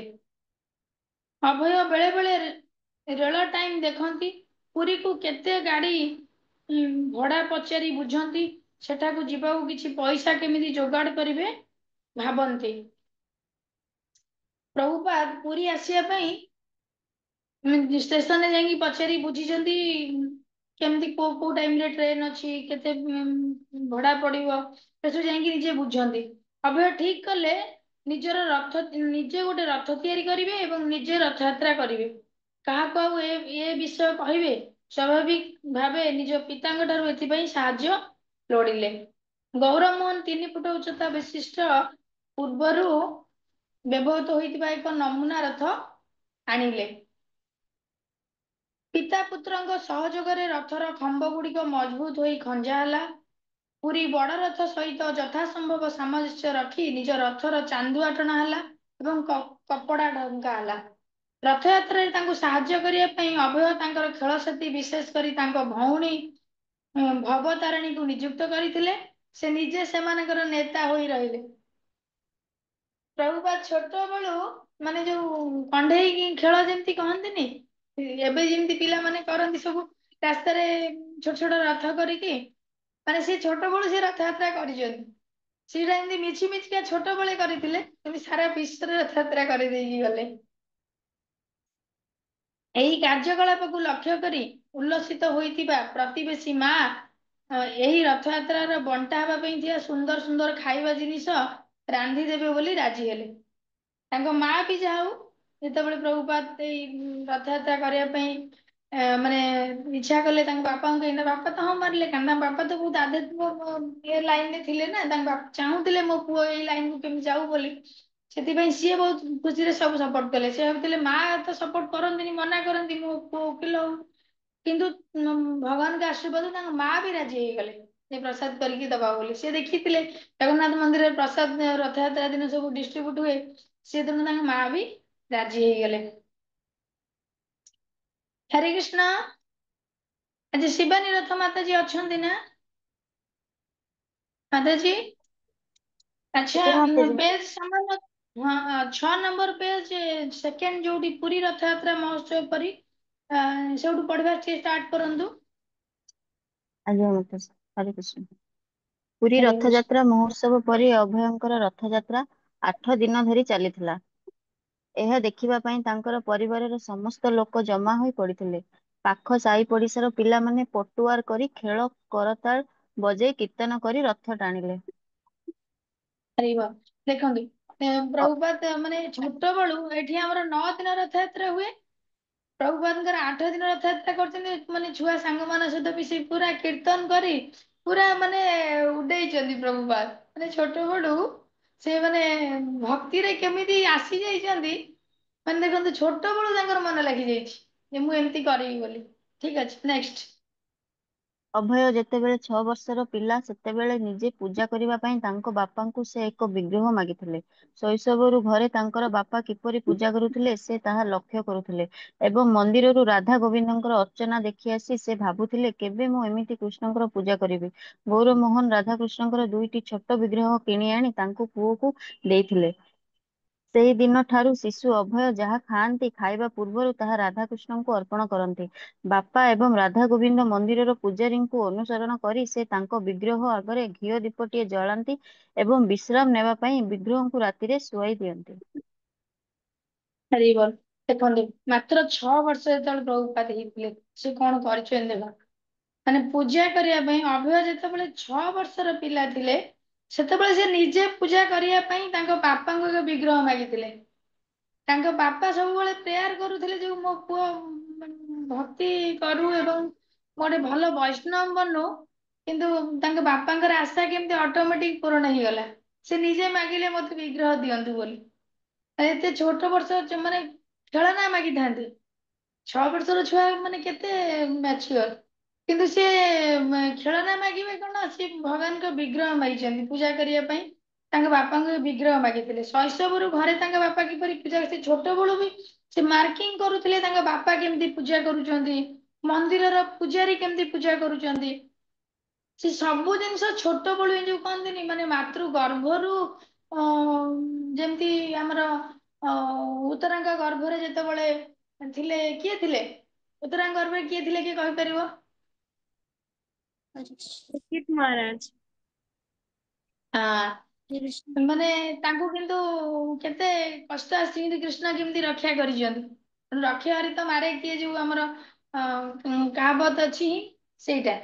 ତେଣୁ ସିଏ ଛୋଟ ବେଳୁ ଏଇ ଜିନିଷ ମାଗିଛନ୍ତି, ମାନେ ସେ ପୁରା ଆଶୀର୍ବାଦ ନେଇକି ହିଁ ଆସିଛନ୍ତି। ଶୈଶବରୁ ଘରେ ତାଙ୍କ ବାପା କିପରି ପୂଜା କରୁଥିଲେ ତା ଲକ୍ଷ୍ୟ କରୁଥିଲେ ଏବଂ ମନ୍ଦିରରୁ ରାଧା ଗୋବିନ୍ଦ ଅର୍ଚ୍ଚନା ଦେଖି ଆସି ସେ ଭାବୁଥିଲେ, କେବେ ମୁଁ ଏମିତି କୃଷ୍ଣଙ୍କର ପୂଜା କରିବି। ଗୌର ମୋହନ ରାଧାକୃଷ୍ଣଙ୍କର 2ଟି ଛୋଟ ବିଗ୍ରହ ଆଣିଦେଲେ। ସେ ଯେତେବେଳେ ଦେଖିଛନ୍ତି, ମୁଁ ମନ୍ଦିରରେ ଦେଖିଛନ୍ତି ରାଧାକୃଷ୍ଣ ବିଗ୍ରହ ଦେଖିଛନ୍ତି, ଯେ ମୁଁ ବି ଏମିତି ବିଗ୍ରହ ଆଣିକି ମୁଁ ବି ସେବା କରିବି, ମୁଁ ବି ପୂଜା କରିବି, ତାଙ୍କ ମନରେ ସେଇ ଜିନିଷ ଆସିଛି। ସେଥିପାଇଁ ସେ ବାପାଙ୍କୁ ମାଗିଛନ୍ତି ଯେ ମତେ ଆଣି ଦିଅନ୍ତୁ, ମୁଁ ଘରେ ସେମିତି ପୂଜା କରିବି। ଗୌରମୋହନ ରାଧାକୃଷ୍ଣଙ୍କର 2ଟି ଛୋଟ ବିଗ୍ରହ ଆଣି ତାଙ୍କ ପୁଅକୁ ଦେଇଥିଲେ। ସେଇ ଦିନ ଠାରୁ ଶିଶୁ ଅଭୟ ଯାହା ଖାଆନ୍ତି, ଦେଖନ୍ତୁ ତାଙ୍କ ମନକୁ ବି ଏମିତି ବି ଆସିଛି, ଯାହା ମୁଁ ଖାଇବି ଭଗବାନଙ୍କୁ ଦେଇକିରି ମୁଁ ଖାଇବି। ଖାଇବା ପୂର୍ବରୁ ତା ରାଧାକୃଷ୍ଣଙ୍କୁ ଅର୍ପଣ କରନ୍ତି। ସେ ଯାହା ବି ଆଣନ୍ତି ଭଗବାନଙ୍କୁ ଭୋଗ ଲଗାନ୍ତି ଏବଂ ତାପରେ ସେ ଯାଇକି ନିଜେ ପାଆନ୍ତି। ବାପା ଏବଂ ରାଧା ଗୋବିନ୍ଦ ମନ୍ଦିର ପୂଜାରୀଙ୍କୁ ଅନୁସରଣ କରି ସେ ତାଙ୍କ ବିଗ୍ରହ ଆଗରେ ଘିଅ ଦୀପଟିଏ ଜାଳନ୍ତି ଏବଂ ବିଶ୍ରାମ ନେବା ପାଇଁ ବିଗ୍ରହଙ୍କୁ ରାତିରେ ଶୁଆଇ ଦିଅନ୍ତି। ସେ ଦେଖିଛନ୍ତି ମନ୍ଦିରରେ ଦୀପ ଜାଳନ୍ତି ଏବଂ ସନ୍ଧ୍ୟା ରାତିରେ ଏବଂ ଭଗବାନଙ୍କୁ ଶୁଆଇ ଦିଅନ୍ତି ବା ପହଡ ପକେଇ ଦିଅନ୍ତି। ସିଏ ବି ସେମିତି ଘରେ ସେ ଯୋଉ ରାଧାକୃଷ୍ଣ ମନ୍ଦିର ର ସେବା ସେମିତି ହିଁ କରନ୍ତି। ମାନେ ପ୍ରଭୁପାଦ ସବୁବେଳେ କହିଛନ୍ତି, ନିଜ ଘରଟାକୁ ମନ୍ଦିର ବନାଅ ବୋଲି। ଆମକୁ ଯୋଉ ଘରେ 4:30ରୁ 5ଟା ଭିତରେ ଯୋଉ ଆଳତି କରିବା, ସକାଳେ ଯୋଉ ଭଗବାନଙ୍କ ସେବା ଆଉ ଆଳତି କରିବା, ଶିଖେଇଛନ୍ତି କଣ ପାଇଁ, ଯେ ତମେ ମନ୍ଦିର ଟାଲି ଯିବା କିଛି ଦରକାର ନାହିଁ, ତମେ ନିଜ ଘରଟାକୁ ହିଁ ମନ୍ଦିର କର। ସେ ସବୁବେଳେ କହିଛନ୍ତି ନା, ନିଜ ଘରଟାକୁ ମନ୍ଦିର କର ବୋଲି। ସେଇଥିପାଇଁ ମାନେ ଘରେ ବି ଆମେ ମନ୍ଦିର କରିପାରିବା, ଭଗବାନର କି ସେମିତି ସେବା କରିବା। ମନ୍ଦିରରେ ବହୁତ ବଡ ଆକାରରେ ବହୁତ ଭଲ ସେ ହଉଛି, ଆମେ ଯେତିକି ପାରିବା ଆମେ ଘର ଗୃହସ୍ଥ ଲାଇଫରେ ଯେତିକି ପାରିବା ଆମେ କରିପାରିବା, ଆମେ ଇଚ୍ଛା କଲେ କରିପାରିବା। ମନ୍ଦିରର ସ୍ପେଶାଲ ସେବା ସେମିତି ତ ଆମେ ମନ୍ଦିର ସେବା ଭଳିଆ ଚେଷ୍ଟା କଲେ ବି ଘରେ ଯାହା ବି ହେଲେ ଟିକେ ଏପଟ ସେପଟ ହବ ମନ୍ଦିର, କିନ୍ତୁ ସେ ତ ଆସପାସ ପାଖାପାଖି ହବ ନା, କିନ୍ତୁ ମନରେ ଯଦି ଭାବନା ରହିବ ମୋ ଘରେ ବି ମନ୍ଦିର, ଆରାମସେ ମନ୍ଦିର ଗଲେ ଯେତିକି ପୁଣ୍ୟ ମିଳିବ ଘରେ ରହିକି ଭଗବାନ ସେବା କଲେ ବି ସେତିକି ପୁଣ୍ୟ ମିଳିବ, କିଛି ଅସୁବିଧା ନାହିଁ। ଭଗବାନ ସବୁଠି ଅଛନ୍ତି, ଆମେ ତାଙ୍କୁ ଭାବରେ ଡାକି ପାରିଲେ ହେଲା, ସେ ସବୁଠି। ପ୍ରହ୍ଲାଦ ମହାରାଜ ଡାକିଦେଲେ ସେ ଖମ୍ବରୁ ବାହାରି ପଡିଲେ ପିତା, ଏଇ ଖମ୍ବ ଦିହରେ ତାହେଲେ ଏଇଠି ଭଗବାନ ଆସି ଅଛନ୍ତି। ସେ ଖମ୍ବରୁ ବାହାରି ପଡିଲେ, ଦେଖ ଭକ୍ତକୁ ରକ୍ଷା କରିବା ପାଇଁ ଯାଇକିରି, ତେଣୁ ସେ ତ ଅତ୍ର ତତ୍ର ସର୍ବତ୍ର ସବୁଠି ଅଛନ୍ତି।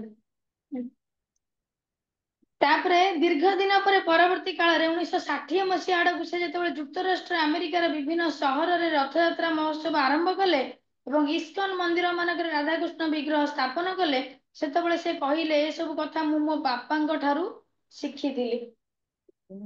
ମାନେ ସେ ତାଙ୍କ ବାପାଙ୍କ ଠାରୁ ଛୋଟବେଳେ ଯାହା ପ୍ରଭୁପାଦ ଦେଖିଥିଲେ, କେମିତି ରାଧାକୃଷ୍ଣ ତାଙ୍କ, ଦେଖନ୍ତୁ ଯେହେତୁ ତାଙ୍କ ବାପା ମା ବୈଷ୍ଣବ ଥିଲେ, ତେଣୁ ସେ ରାଧାକୃଷ୍ଣଙ୍କ ସେବା କରୁଥିଲେ, ତେଣୁ ସେ ଜନ୍ମରୁ ହିଁ ରାଧାକୃଷ୍ଣଙ୍କ କୃପା ପାଇଥିଲେ। ଆଉ ତାପରେ ମନେ ପଡେ ଛୋଟବେଳୁ ସେ ବାପାଙ୍କର ସବୁ ପୂଜା ବିଧି ଦେଖିଛନ୍ତି। ତାଙ୍କ ବାପା ଯୋଉ ଲୁଗା ବିଜନେସ ଥିଲା, ଆଗକୁ ଆହୁରି ପଢିବା ଡିଟେଲ୍ସ, ତାଙ୍କ ବାପା ଯେତେବେଳେ ଦୋକାନ ବନ୍ଦ କରିକି ଆସନ୍ତି, ମୂଷାଙ୍କ ପାଇଁ ଚାଉଳ ଦାନା ବା ଖାଦ୍ୟ ତାଟିଆରେ ଥୋଇକିରି ଆସନ୍ତି, କାରଣ ଲୁଗା ଦୋକାନ ଥିଲା, ମୂଷାଙ୍କୁ ମାନେ ନଦେଲେ ଲୁଗା କପଡା ସବୁ କାଟିଦେବେ, ସେ ସେଟା ଖାଦ୍ୟ ଦେଇକି ଆସନ୍ତି। ବହୁତ ମାନେ ପ୍ରଭୁପାଦଙ୍କ ବାପା ବହୁତ ବଡ ବୈଷ୍ଣବ ଥିଲେ, ବହୁତ ଦୟାଳୁ, ବହୁତ ମାନେ ତାଙ୍କ ବାପା, ତାଙ୍କ ବିଷୟରେ ଯେତିକି ଶୁଣିଛେ ବହୁତ ବଢିଆ ଥିଲେ। ସେଥିପାଇଁ କହନ୍ତିନି ଯାହା ବାପା ଯେମିତିଆ ତା ପିଲା ସେମିତିଆ, ସେଇଭଳି ପ୍ରଭୁପାଦଙ୍କ ବାପା ବହୁତ, ନାଇଁ କଣ ଆମେ ତାଙ୍କ ବିଷୟରେ ବର୍ଣ୍ଣନା କରିପାରିବା, ଏତେ ବଡ ଶୁଦ୍ଧ ଭକ୍ତ।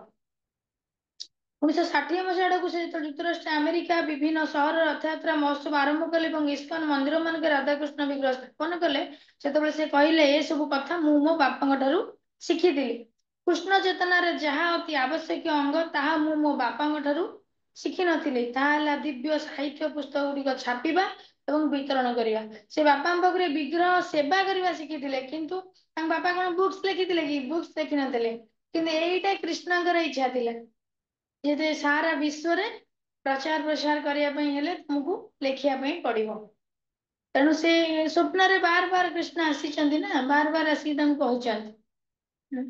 ନିଜେ ପ୍ରଭୁପାଦ ବି କହିଛନ୍ତି ଯେ ମୁଁ ଆକୁ ଲେଖୁଥିଲି ମୁଁ କେବେ ଫିଲ୍ କରିନି, ମାନେ କୃଷ୍ଣ ସ୍ଵୟଂ ଆସି ଖାଲି ପ୍ରଭୁପାଦ ମାଧ୍ୟମ ଥିଲେ, ସେ ନିଜେ ହିଁ ସବୁ ଲେଖୁଥିଲେ।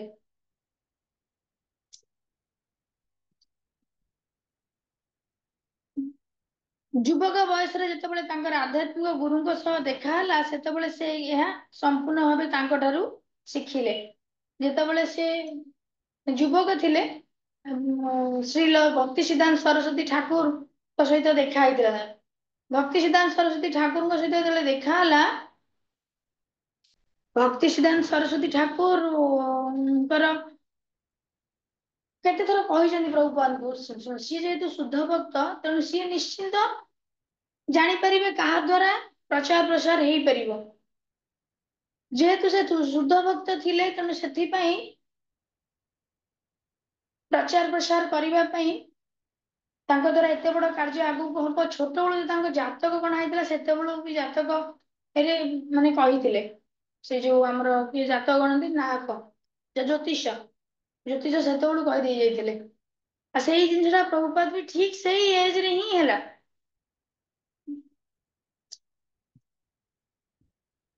ଆଧ୍ୟାତ୍ମିକ ଗୁରୁଙ୍କ ସହ ଦେଖା ହେଲା, ସେତେବେଳେ ସେ ଏହା ସମ୍ପୂର୍ଣ୍ଣ ତାଙ୍କ ଠାରୁ ଶିଖିଲେ। ଶ୍ରୀଲ ଭକ୍ତି ସିଦ୍ଧାନ୍ତ ସରସ୍ୱତୀ ଠାକୁର ପ୍ରଭୁପାଦଙ୍କୁ ସବୁ ଶିଖେଇଲେ। ଅଭୟ କଲେଜରେ ପଢିବା ସମୟରେ ତାଙ୍କ ବାପା ତାଙ୍କ ବିବାହ ଜଣେ ପରିଚିତ ବ୍ୟବସାୟୀ ପରିବାରର କନ୍ୟା ରାଧାରାଣୀ ଦତ୍ତଙ୍କ ସହିତ କରିବା ପାଇଁ ବ୍ୟବସ୍ଥା କଲେ। ଦେଖନ୍ତୁ ପ୍ରଭୁପାଦଙ୍କର ମାତାଜୀଙ୍କ ନାଁ ଦେଖନ୍ତୁ ରାଧାରାଣୀ ଅଛି। ମାନେ ଭୌତିକ ଜଗତରେ ବି ତାଙ୍କ ନାଁ ବି ରାଧାରାଣୀ ଦିଆଯାଇଥିଲା। ସିଏ ବି ଜଣେ ଭଲ ଭକ୍ତ, ନହେଲେ କେବଳ ଶୁଦ୍ଧ ଭକ୍ତକୁ କେମିତି ମ୍ୟାରେଜ କରିଥାନ୍ତେ। ସହିତ କରିବା ପାଇଁ ବ୍ୟବସ୍ଥା କଲେ। ବିବାହ ପରେ ଅଭୟ ନିଜ ପରିବାରରେ ରହିଲେ ଓ ତାଙ୍କ ପତ୍ନୀ ମଧ୍ୟ ପିତାଙ୍କ ଗୃହରେ ଅବସ୍ଥାନ କରିଥିଲେ। ତେଣୁ ପରିବାରର ଦାୟିତ୍ୱ ତାଙ୍କ ଉପରକୁ ସାହସ ଆସି ନଥିଲା। ପ୍ରଥମେ ତାଙ୍କର ପାଠ ପଢା ଶେଷ ହେବା ଦରକାର।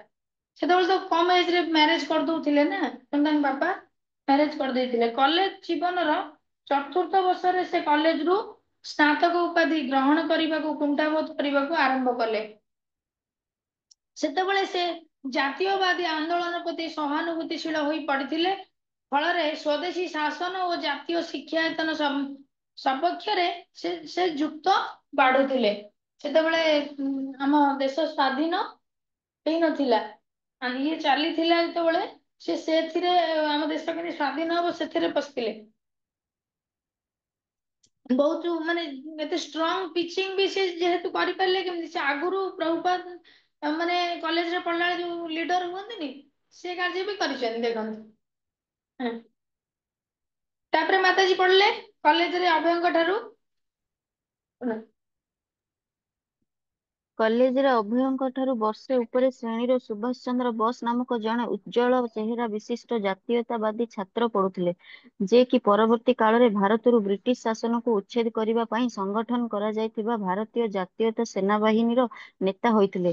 ଯେତେବେଳେ ସୁଭାଷ ଚନ୍ଦ୍ର ବୋଷ ଛାତ୍ରମାନଙ୍କୁ ଭାରତରେ ସ୍ୱାଧୀନତା ଆନ୍ଦୋଳନରେ ସହଯୋଗ କରିବାକୁ ଆହ୍ୱାନ ଦେଲେ, ଅଭୟ ତାହା ଗ୍ରହଣ କଲେ। ବୋଷଙ୍କର ଆଧ୍ୟାତ୍ମିକ ଚରିତ୍ର, ଉତ୍ସାହ ଓ ଦୃଢ ସଂକଳ୍ପକୁ ସେ ପସନ୍ଦ କରୁଥିଲେ। ରାଜନୈତିକ କାର୍ଯ୍ୟକ୍ରମରେ ଅଭୟ ଆଗ୍ରହୀ ନଥିଲେ, କିନ୍ତୁ ସ୍ୱାଧୀନତା ଆନ୍ଦୋଳନରେ ଆଦର୍ଶ ତାଙ୍କ ହୃଦୟକୁ ସ୍ପର୍ଶ କରୁଥିଲା। ସ୍ୱଦେଶକୁ ସ୍ୱାଧୀନତା କରିବା ଡାକରା ଭିତ୍ତିପ୍ରଦ ହେଲା ମଧ୍ୟ ପ୍ରକୃତ କ୍ଷେତ୍ରରେ ଅଭୟଙ୍କ ସହ ଅନେକ ଛାତ୍ରଙ୍କୁ ଏହା ଆକୃଷ୍ଟ କରିଥିଲେ। ଆମେ ସୁଭାଷ ଚନ୍ଦ୍ର ବୋଷଙ୍କ କଥା ଆମେ ଜାଣିଛେ। ସୁଭାଷ ଚନ୍ଦ୍ର ବୋଷ ବି କାଲକାଟାର ଛାତ୍ର ଅଛି। ସୁଭାଷ ଚନ୍ଦ୍ର ବୋଷ ଯେତେବେଳେ ଆମ ଦେଶ ଯେତେବେଳେ ପରାଧୀନ ଥିଲା, ଇଂରେଜ ମାନଙ୍କୁ ହଟେଇବା ପାଇଁ ସେତେବେଳେ ସେ ପୁରା ଜୋରଦାର ସୁଭାଷ ଚନ୍ଦ୍ର ବୋଷ ପୁରା ମାନେ ଭୟଙ୍କର ପ୍ରତିଜ୍ଞା କରିଥିଲେ ଯେ ମୁଁ ମାନେ ଭାରତରୁ ମୁଁ କେମିତି ଇଂରେଜ ମାନଙ୍କୁ ହଟେଇବି। ମାନେ ମତେ ରକ୍ତ ଦିଅ, ମୁଁ ତମକୁ ସ୍ଵାଧୀନତା ଦେବି। ତାଙ୍କର ଏଇଭଳି ଆହ୍ୱାନ ଥିଲା। ସେଥିପାଇଁ ସେ ଯୁବକ ମାନେ ସବୁ ଏକଜୁଟ କରିଥିଲେ। ପ୍ରଭୁପାଦ ବି ସେତେବେଳେ ୟଙ୍ଗ ଥିଲେ, ସିଏ ଏଇଥିରେ ବି ମାତି ଯାଇଥିଲେ। ଆଉ ସୁଭାଷ ଚନ୍ଦ୍ର ବୋଷଙ୍କୁ ସେ ବହୁତ ପସନ୍ଦ କରୁଥିଲେ, ଇଏ କରୁଥିଲେ।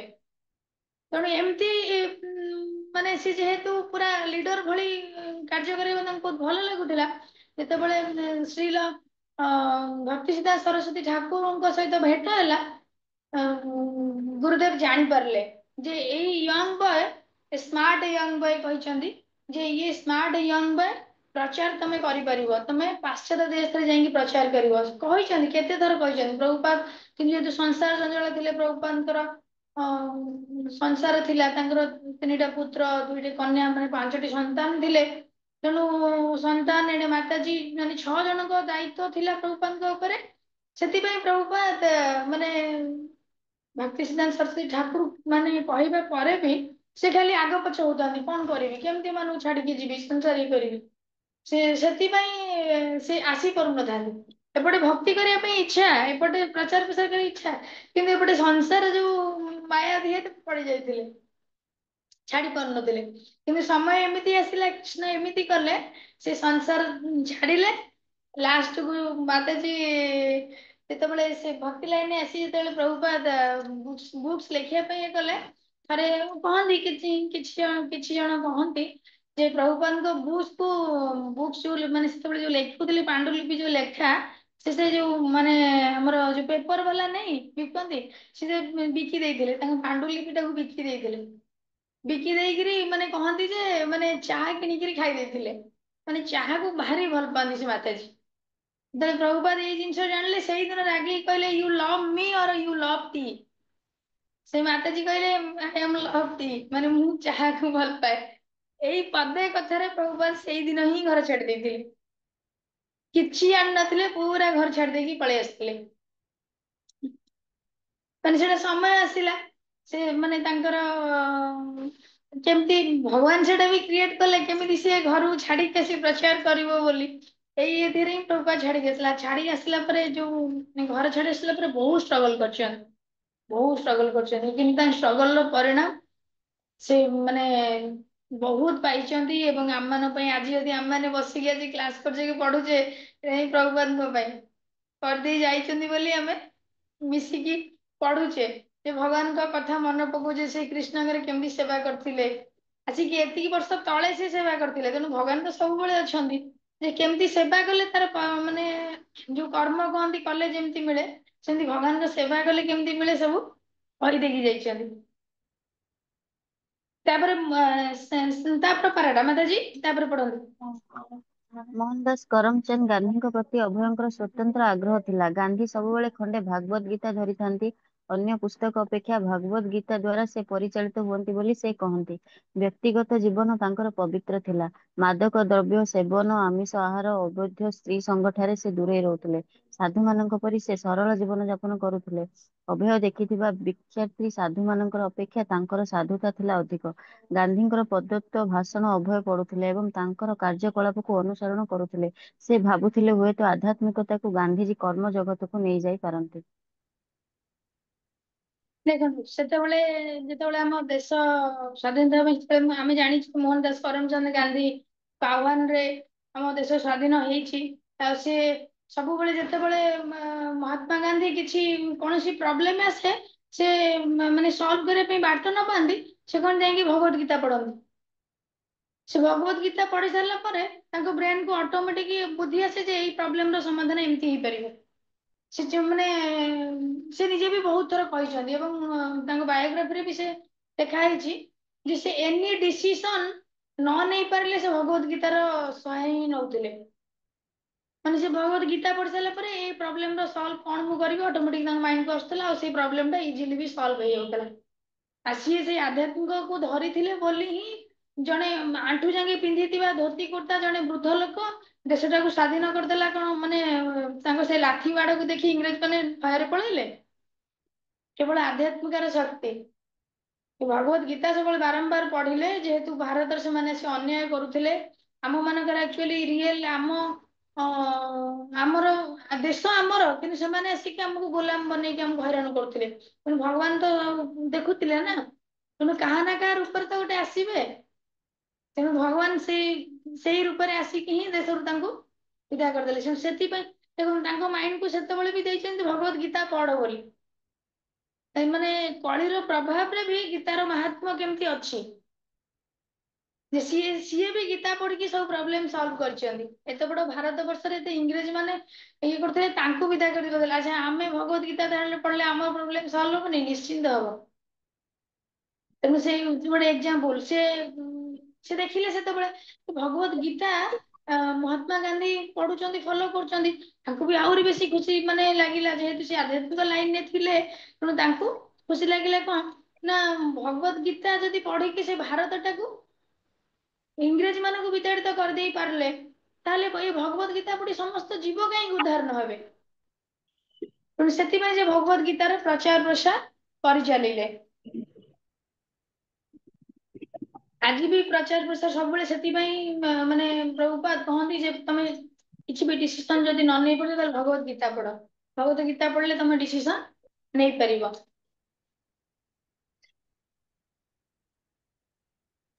ଆଧ୍ୟାତ୍ମିକତା ଲାଇନ ଗୋଟେ ଏମିତି ଲାଇନ ମାନେ ଏମିତି କୌଣସି ଜିନିଷ ନାହିଁ ଯେ ସେ ସମାଧାନ ହବନି କିନ୍ତୁ ଆମକୁ କେବଳ ମାନେ ପେସେନ୍ସ ଦରକାର ଧୈର୍ଯ୍ୟ ଦରକାର ବହୁତ ଲୋକ ଭାବନ୍ତି ଯେ ସିଏ ଏତେ ଅନ୍ୟାୟ କରୁଛି ସିଏ କଣ ଭଲରେ ଅଛି ମୁଁ ଏତେ ପୁଣ୍ୟ କରୁଛି ମୁଁ ଏତେ ଲାଇନରେ ଅଛି ଅଥଚ ମତେ ଏତେ କଷ୍ଟ ଆସୁଛି ଭଗବାନ ପରୀକ୍ଷା କରନ୍ତି ବା ମାନେ ଭଗବାନଙ୍କର ଯୋଉ ସହଧର୍ମିଣୀ ଭଗବାନଙ୍କୁ ସମସ୍ତେ ଯେମିତି ଗୋପୀ ମାନେ ଭଗବାନଙ୍କୁ ସ୍ୱାମୀ ରୂପରେ ପାଇବା ପାଇଁ ପ୍ରାର୍ଥନା କରିଥିଲେ ସେଇଭଳି ତେଣୁ ଭଗବାନଙ୍କୁ ଯଦି ସମସ୍ତେ ଇଜିଲି ପାଇଯିବେ ତାହେଲେ ଯୋଉ ମା ଅଛନ୍ତି ସେ ବିରୋଧ କରିବେ କି ନାଇଁ ତେଣୁ ଏଇଟା ହଉଛି ମାୟା ଯେ ମୋ ସ୍ୱାମୀ କି ସମସ୍ତେ ଡାକିକି ନେଇଯିବ ତାହେଲେ ମୁଁ କଣ କରିବି ସେଥିପାଇଁ ସେ ମାୟା ସବୁ ରଚନା କରନ୍ତି ଯେ ଭକ୍ତ ହେଲେ ଭଗବାନଙ୍କୁ ନେଇଯିବେ ଭଗବାନ ସବୁବେଳେ ବେଚେନ ଭକ୍ତଙ୍କ ପାଇଁ ବହୁତ ବେଚେନ ସେ ମାନେ ବସିଥିବା ଜାଗାରୁ ଉଠି ପଳେଇ ଆସିବେ ବିଦୁରାଣୀ କଦଳୀ କି ଫୋପାଡି ଦେଇ ଚୋପା ଦେଲେ ଚୋପା ବି ଖାଇଦେଲେ ମାନେ ସେ ଏତେ ଭକ୍ତ ପ୍ୟାରା ସେଥିପାଇଁ ଲକ୍ଷ୍ମୀ ସବୁବେଳେ ବସିଥାନ୍ତି ଦେଖିଦବ ଭଗବାନଙ୍କର ବିଷ୍ଣୁଙ୍କର ପାଦକୁ ଧରି ବଇଥାନ୍ତି। ଭଗବାନଙ୍କର ପାଦକୁ ଧରିଲେ ଭଗବାନ ଯାଇପାରନ୍ତିନି। ଆଉ ଯୋଉଠି ଧରିଲେ ଭଗବାନ ପଳେଇବେ, କିନ୍ତୁ ଭଗବାନଙ୍କ ପାଦକୁ ଧରିଦେଲେ ଭଗବାନ ମାନେ ସେ ବହୁତ ଦୟାଳୁ ନା, ତେଣୁ ସେ ଆଉ ଯାଇପାରନ୍ତି। ତେଣୁ ଲକ୍ଷ୍ମୀ ମା ଜାଣିଛନ୍ତି, ସେଥିପାଇଁ ଦେଖିଛୁ ପ୍ରାୟ ସବୁବେଳେ ମା ବସିଥାନ୍ତି ତାଙ୍କ ପାଦ ପାଖରେ। ତେଣୁ ଗାନ୍ଧୀ ପ୍ରଦତ୍ତ ଭାଷଣ ଅଭୟ ପଢୁଥିଲେ, ଯେତେବେଳେ ଗାନ୍ଧୀ ଭାଷଣ ଦଉଥିଲେ ସେତେବେଳେ ସେ ପଢୁଥିଲେ ପ୍ରଭୁପାଦ, ତାଙ୍କୁ ବହୁତ ଭଲ ଲାଗିଲା। ଯେ ସେ ଭାବିଲେ ମୁଁ ଏଇ ମାନେ ଦେଶ ସ୍ୱାଧୀନତାରେ ଜଏନ କରିବି ଏବଂ କିଛି କରିବି ବୋଲି ମାନେ ସେ ଭାବିଥିଲେ। ପଢା ଛାଡିବା ପାଇଁ ଗାନ୍ଧୀ ଭାରତୀୟ ଛାତ୍ର ମାନଙ୍କୁ ଆହ୍ୱାନ ଦେଲେ। ସେତେବେଳେ ଭାରତୀୟ ଛାତ୍ର ମାନେ କେହି ପାଠ ପଢି ପାରିବେନି, କହିଲେ ସବୁ ପାଠ ଛାଡି ଦିଅ। ସେ କହୁଥିଲେ ବିଦେଶୀ ସରକାରଙ୍କ ଦ୍ଵାରା ପରିଚାଳିତ ବିଦ୍ୟାଳୟ ଗୁଡିକ ଦାସତ୍ୱ ମନୋବୃତ୍ତି ସୃଷ୍ଟି କରୁଛି। ବ୍ରିଟିଶ ସରକାରଙ୍କ ହାତରେ କେବଳ କ୍ରୀଡାନକ ହୋଇ କାର୍ଯ୍ୟ କରିବା ପାଇଁ ଶିକ୍ଷା ଦେବା ଛଡା ସେମାନେ ଆଉ ଅଧିକ କିଛି କରୁନାହାନ୍ତି। ସେତେବେଳେ ଯେତେବେଳେ ଇଂରେଜ ମାନେ ଥିଲେ, ସେ ତ ଅଟୋମେଟିକ ତାଙ୍କ ଦାସତ୍ୱ ପାଇଁ ଆମ କଲଚରରୁ ସେ କେବେ ଆଡପ୍ଟ କରିବେ, କରୁନଥିଲେ। ସେଇ ଜିନିଷଟା ହିଁ ଏଠି କୁହାଯାଇଛି। ବ୍ରିଟିଶରଙ୍କ ହାତରେ କେବଳ କ୍ରୀଡାନକ ହୋଇ ସିଏ ଯେମିତି କହିବେ ଯେମିତି ସଖୀ କଣ୍ଢେଇ ଭଳିଆ ନାଚିବା ପାଇଁ। ଏ କର୍ମମୟ ଜୀବନ ପାଇଁ ତଥାପି ବିଶ୍ୱବିଦ୍ୟାଳୟ ଡିଗ୍ରୀର ଆବଶ୍ୟକତା କିନ୍ତୁ ଅଛି। କିନ୍ତୁ ଆମକୁ ଯାହାବି ହେଲେ ପାଠ ତ ପଢିବାକୁ ପଡିବ, ପାଠ ନ ପଢିଲେ କେମିତି କଣ ଜାଣିବା। ଏଇ ଯୋଉ ଆମେ ପ୍ରଚାର ପ୍ରସାର କରିବା, ବୁକ୍ସ ରିଡିଙ୍ଗ ତ ବି ପାଇଁ ତ ଦରକାର ନା, ଇଂଲିଶ ବୁକ୍ସ ଆମେ ବିଶ୍ୱ ସାରା ଯଦି ପ୍ରଚାର କରିବା। ଆମେ ତ ଓଡିଆ ବୁକ୍ସ ନା ଆମେ ଓଡିଶାରେ ଖାଲି ଅଛି, କିନ୍ତୁ ଅଦର ଷ୍ଟେଟରେ ବି ଓଡିଆ କିଏ ବୁଝିପାରିବେନି, କେବଳ ଆମ ଓଡିଶା ଲୋକ ହିଁ ଓଡିଆ ବୁଝିପାରିବେ। ସେଥିପାଇଁ ପ୍ରଭୁପାଦ ସବୁ ଲାଙ୍ଗୁଏଜରେ ବୋଧେ 32 ଲାଙ୍ଗୁଏଜରେ ଭଗବତ ଗୀତା ଆଣ୍ଡ ଭାଗବତମ ରିଟିନ କରାହେଇଛି। ଅଲ ୱାର୍ଲଡରେ ଆମର ଇସ୍କନ ଅଛି ନା, ୱାର୍ଲଡ ସାରା 150-150ଟା କଣ୍ଟ୍ରିରେ, ତେଣୁ ସବୁ ଭାଷାରେ ଭାଷାନ୍ତର କରାଯାଇଛି। ଠିକ ଅଛି, ଆମେ ଆଜି ଏତିକି ରଖିବା। ଆଚ୍ଛା, ବହୁତ ଭଲ ଲାଗିଲା, ଦେଖା ହେଇନଥିଲା ସମସ୍ତଙ୍କ ସହିତ। ସ୍ମୃତିରେଖା ମାତାଜୀ ଭିଡିଓ ଅନ୍ କର। ଆଚ୍ଛା, ବିନତି ମାତାଜୀ, ଆଚ୍ଛା ମାତାଜୀ ଆଉ ପ୍ରଭୁଜୀ ଯିଏ ବି ଅଛନ୍ତି ଟିକେ ଭିଡିଓ ଅନ୍ କରନ୍ତୁ। ଆମେ ଟିକେ ମାନେ ଦେଖିବା, କଥା ହବା ଟିକେ ଜଷ୍ଟ 2 ମିନିଟ, ତାପରେ କ୍ଲୋଜ କରିବା। ହରେ କୃଷ୍ଣ ମାତାଜୀ, ଆକ୍ଚୁଆଲି ମୋ ଡାଟାଟା ସରି ଆସୁଛି ତ, ସେଥିପାଇଁ ମୁଁ ଭିଡିଓଟା ଅଫ୍ କରିଦେଇଥିଲି, କ୍ଷମା କରିବେ। ଡାଟାଟା ଆକ୍ଚୁଆଲି ନାଇଁ ନାଇଁ ସରି, ଠିକ ଅଛି, ଆଜ୍ଞା। ଟାଇମ ତ ହେଇଗଲାଣି, ମାନେ 8:27 ତ ହେଇଗଲାଣି, ଆମେ 8:30ରେ ହିଁ ବନ୍ଦ କରିବା। ଆଉ ଆଚ୍ଛା, ସମସ୍ତ କିନ୍ତୁ ପ୍ରଭୁପାଦଙ୍କ ବୁକ୍ସ ଟିକେ ଆଣନ୍ତୁ। ଯେ ମୁଁ ଖାଲି ଏକୁଟିଆ କାହିଁ ପଢିବି, ହେଲା ଆମେ ସମସ୍ତେ ମିଶିକି ପଢିବା। ପ୍ରଭୁପାଦଙ୍କ ବିଷୟରେ ସମସ୍ତେ ଜାଣିବା, ଇସ୍କନର ଏତେ ବଡ ଫାଉଣ୍ଡର ଆଚାର୍ଯ୍ୟ, ତାଙ୍କ ବିଷୟରେ ଯଦି ନ ଜାଣିବା ଆମର ଭଲ ପାଇବା ବଢିବନି। ସେଥିପାଇଁ ପ୍ରଭୁପାଦଙ୍କ ଲୀଳା ମୁଁ ତମକୁ ପଢିବାକୁ ନିଶ୍ଚିତ, ପରେ ଆମେ ପଢିଲେ ହିଁ କିଛି ବୁଝିପାରିବା, କିଛି ଲେଖିପାରିବା, କି ଭଗବାନଙ୍କ ପ୍ରତି ଭଲ ପାଇବାଟା ବଢିବ। ଆମେ ବୁକ୍ସ ରିଡିଙ୍ଗ, ସେଥିପାଇଁ ପ୍ରଭୁପାଦ ସବୁବେଳେ କହନ୍ତି ବୁକ୍ସ ରିଡିଙ୍ଗ କର, ବୁକ୍ସ ରିଡିଙ୍ଗ କର। ମାନେ ଗୁରୁ ମହାରାଜ ବି ସବୁବେଳେ ବି ଏବେ କହୁନାହାନ୍ତି, ସବୁବେଳେ ବୁକ୍ସ ରିଡିଙ୍ଗ କର, ବୁକ୍ସ ଡିଷ୍ଟ୍ରିବ୍ୟୁସନ କର। ସବୁବେଳେ ଗୁରୁ ମହାରାଜ ବି ସେଇ ଜିନିଷ କହୁଛନ୍ତି। ପଢିଲେ ସିନା କିଛି ଜାଣିବା, ନହେଲେ କେମିତି ଜାଣିବା। ସେଇଟା ହଉଛି ସେଥିପାଇଁ ଆଚ୍ଛା, କାଲି ଟେମ୍ପଲ ସଣ୍ଡେ ଅଛି ଭୁବନେଶ୍ୱରରେ, ଯିଏ ପାଖରେ ଅଛନ୍ତି କାଲି କିଏ ଟେମ୍ପୁଲ ଆସିବେ, କାଲି ଆସନ୍ତୁ ଟେମ୍ପୁଲ। ଆଟଲିଷ୍ଟ ସଣ୍ଡେ ଗୋଟେ ଦିନ ତ, ହରି ବୋଲ। ପୂଜା ମାତାଜୀ ହରେ ଆସିପାରିବେ? କୃଷ୍ଣ ମାତାଜୀ, ଆଜ୍ଞା ମାତାଜୀ। କାଲି ମୁଁ ଟେମ୍ପୁଲ ଯିବି। ଆଚ୍ଛା, ସୋନାଲି ମାତାଜୀ ଆପଣ କୋଉଠି ଅଛନ୍ତି? ହରେ କୃଷ୍ଣ। ମାତାଜୀ ଦଣ୍ଡବତ ପାଇଁ ମାତାଜୀ ହରେ ଓଲଟାଉନରେ। କୃଷ୍ଣ ଦଣ୍ଡ। ଆଚ୍ଛା, ଆସିପାରିବ କାଲି? ମାତାଜୀ ମୋ ଗୋଡ ଖରାପ ତ, ମୁଁ ଚାଲି ପାରୁନି, ଡ୍ରେସିଂ ହେଇଛି ଗୋଡ ତ, ଚାଲି ପାରିଲେ ମୁଁ ଓହୋ, ଯିବି। ଠିକ ଅଛି, ଠିକ ଅଛି। ଆଚ୍ଛା, ବିନତି ମାତାଜୀ ଆସିପାରିବେ, ଅଛନ୍ତି ଭୁବନେଶ୍ୱରରେ ନା? ହରି ବୋଲ। ପ୍ରଣାମ। ଠିକ ଅଛି, କାଲି ମାନେ ସଣ୍ଡେ ପ୍ରୋଗ୍ରାମ ଅଛି ଟେମ୍ପୁଲରେ। ଭୁବନେଶ୍ୱର ପାଖରେ ଯିଏ ବି ଅଛନ୍ତି, କାଲି 11ଟା ବେଳକୁ ଆସି ପହଞ୍ଚନ୍ତୁ। ଆଚ୍ଛା, ଆମେ ସୋନାଲି ମାତାଜୀଙ୍କ ଗୋଡ ଖରାପ ଅଛି, ସେଥିପାଇଁ ତାଙ୍କ ପାଇଁ ଆମେ ଗୋଟେ ମହାମନ୍ତ୍ର କରିବା, ତାଙ୍କର ମାନେ ଗୋଡଟା ଭଲ ହେଇଯାଉ। ଯେ ସେ ମନ୍ଦିର ଆସିବା ପାଇଁ ଇଚ୍ଛା ଅଛି, गोटे महामंत्र करवा हरे कृष्ण कृष्ण कृष्ण हरे हरे हरे राम राम राम हरे हरे हरे कृष्ण।